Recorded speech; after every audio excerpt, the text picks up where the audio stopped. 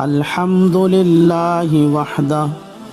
والصلاة والسلام على من لا نبي بعده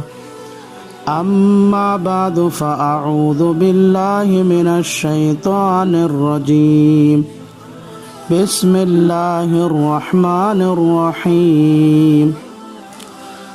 إنا نحن نزلنا الذكر وإنا له لحافظون صدق الله مولانا العظيم وصدق رسوله النبي الكريم ونحن على ذلك من الشاهدين ومن الشاكرين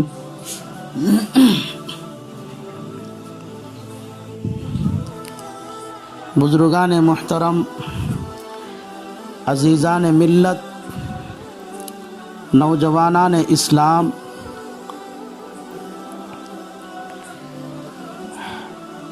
اور میری ماں اور بہنوں، آج کی اس مجلس میں قرآن پاک کے ساتھ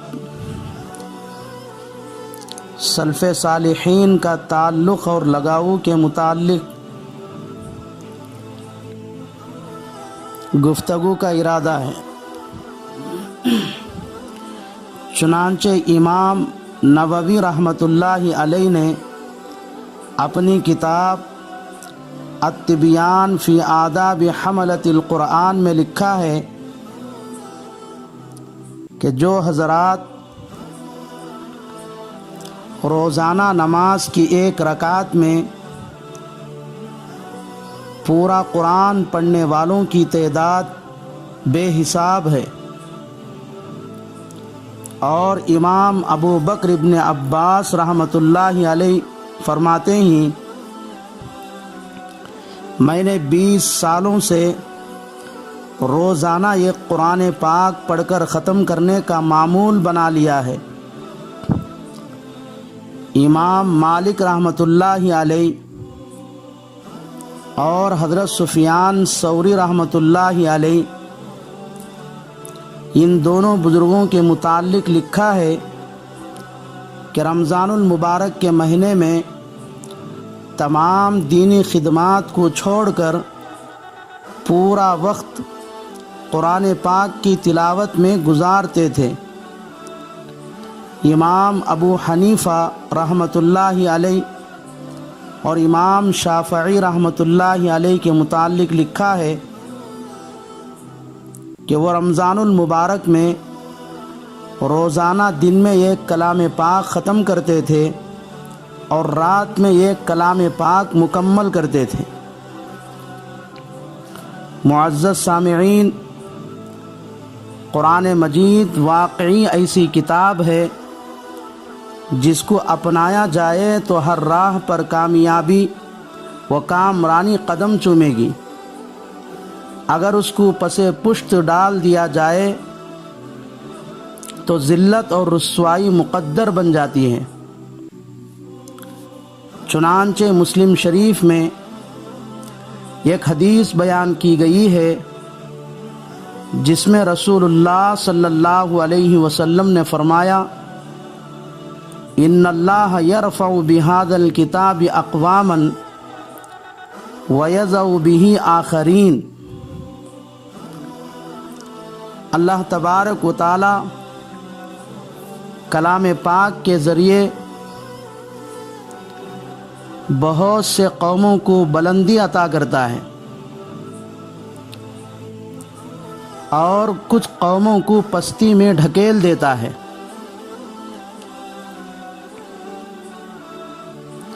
اسی مضمون کو شاعر مشرق علامہ اقبال نے اس شعر میں ادا کیا ہے، وہ معزز تھے زمانے میں مسلمان ہو کر، وہ معزز تھے زمانے میں مسلمان ہو کر،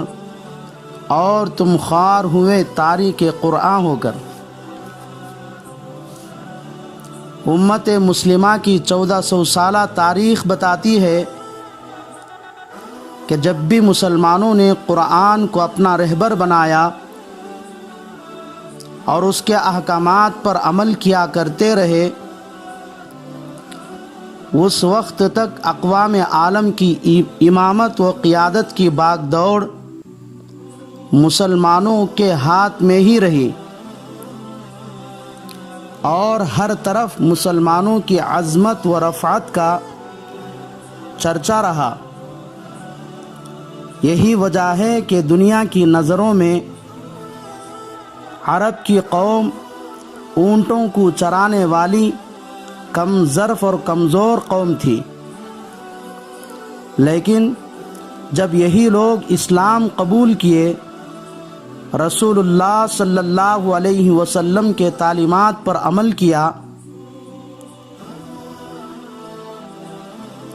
قرآن مجید کے بتائے ہوئے راستے پر چلنے لگے، تو ان کو اتنی ہمت ملی کہ وہی لوگ تمام حکومتوں اور سلطنتوں کا مقابلہ کیا، فتح پر فتح حاصل کرتے گئے، یہاں تک کہ دشمنوں کو یقین ہو گیا کہ مسلمانوں کو ایک غیر معمولی سہارا مل چکا ہے، اب ان سے لڑ کر جیتنا ناممکن ہے۔ چنانچہ جنگ قادسیہ میں فارس والے جب ہار گئے اور فارس کے بادشاہ کا خاص مشیر ہرمزان گرفتار ہو کر امیر المؤمنین حضرت عمر فاروق کی خدمت میں لایا گیا، تو حضرت عمر رضی اللہ تعالی عنہ تعجب کرتے ہوئے اس سے پوچھا، کیا بات ہے، عرب اور فارس کی لڑائی میں ہمیشہ اہل فارس کامیاب رہتے تھے، اب کیوں ہار رہے ہیں؟ ہرمزان نے جواب دیا، پہلے تو عرب تنہا لڑتے تھے، اب ان کا خدا بھی ان کے ساتھ مل کر لڑتا ہے، اور ہم عرب والوں سے تو لڑائی میں جیت سکتے ہیں، لیکن عرب کے خدا سے کیسے جیت پائیں گے؟ حضرت عمر رضی اللہ تعالی عنہ نے پوچھا، وہ کیسے؟ ہرمزان نے جواب دیا، اہل عرب یعنی مسلمان جس قرآن پر عمل کرتے ہیں وہ ان کے خدا کی کتاب ہے، اور قرآن پر عمل کرنے کی وجہ سے مسلمانوں کے ساتھ ان کے خدا کی مدد ہے۔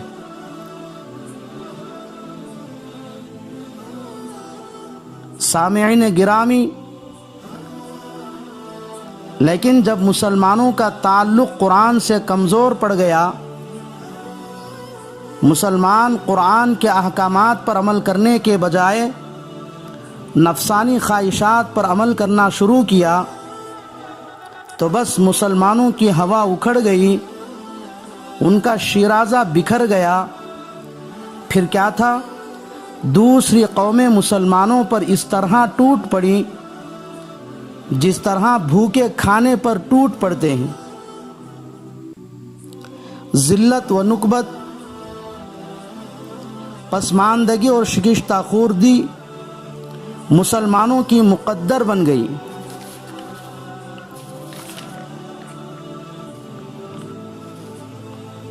مسلمانوں کے اس عروج اور زوال کی تاریخ پر قرآن پاک کے آیت کا وہ مضمون صادق آتا ہے، چنانچہ ارشاد ربانی ہے، یضل بہ کثیرا ویہدی بہ کثیرا۔ اللہ تعالیٰ قرآن پاک کے ذریعے بہت سے لوگوں کو گمراہ کرتا ہے